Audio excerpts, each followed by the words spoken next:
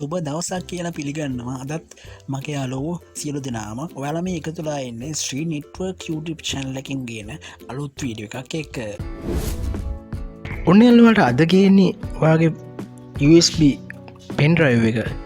ඒ කියන්නේ ඔයාගේ pen drive එක මෙන්න මේ විදිහට capacity එක පෙන්වන්න නැතුව මෙන්න මේ විදිහට pen drive එක on වෙන්නේ නැත්තම් ඒ කියන්නේ pen drive එක වැඩ කරන්නේ නැත්තම් ඔන්න ඔයාටයි මෙන්න මේ වීඩියෝ එක. ඔයාගේ pen drive එක ලේසියෙන් පහසුවෙන් මම අද කියලා දෙන ක්‍රමය හරහා සකස් කරගැනීමේ හැකියාව තියෙනවා.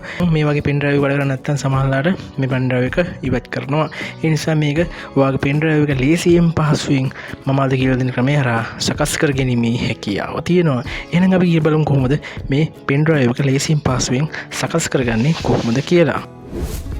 මුලින්ම කරන්න ඕන CMD ටයිප් කරගන්න ඕන සර්ච් බාර් එකේ වගේ කම්පියුටර් එකේ පෙන් එක ගහලා ඉවරලා තමයි මේක කරන්න ඕන. කරන්න ඕන මේක diskpart කියලා ටයිප් කරන්න ඕන. ඕන diskpart කියලා මම ටයිප් කරනවා. diskpart කියලා ටයිප් කරලා එන්ටර් කරන්න. ඊට පස්සේ ඔයා එන්නේ මෙන්න මේ වගේ තැනකට.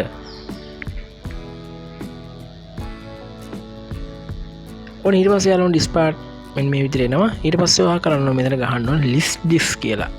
list disk කියලා LIST space disk කියලා ටයිප් කරලා එන්ටර් කරන්න. ඔන්න ඊට පස්සේ ඔයා එන්නේ මෙන්න මේ වගේ තැන. ඔයාට පේනවා ඔයාගේ pen drive එකේ capacity එක පෙන්වන්නේ free space එක බිඳුවයි පෙන්වන්නේ. ඊට පස්සේ ටයිප් කරන්න ඕනේ යාළුවා මෙතන select disk 1 කියලා. disk 1 එකේ මගේ pen drive එක තියෙන්නේ. ඊට පස්සේ ඔයා යාළුවනේ select disk 1 කියලා ටයිප් කරලා එන්ටර් කරන්න. ඊට පස්සේ යාළුවනේ ඔයා ටයිප් කරන්න ඕනේ clean කියලා. CLEAN clean. ඊට පස්සේ ඔයා කරන්න ඕනේ මේ enter button එක press කරන එක.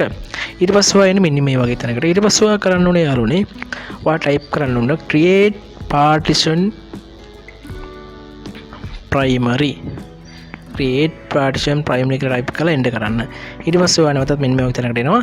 ඊට පස්සේ යාළුවනේ ඔයා ටයිප් කරන්න ඕනේ මෙන්න මෙතන format fs සමානයි fat32 space quick